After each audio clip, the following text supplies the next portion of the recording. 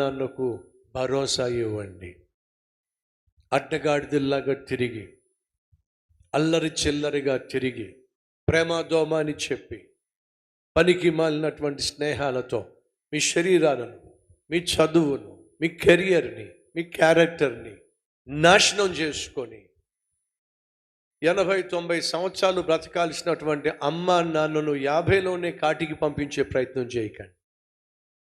ఎంతమంది తల్లులు, ఎంతమంది తండ్రులు ఈరోజు కొడుకులు చేసే అగత్యాలు,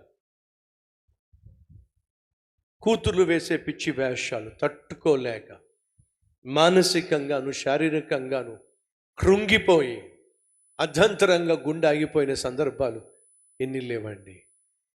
ఒక్కసారి ఆలోచించండి.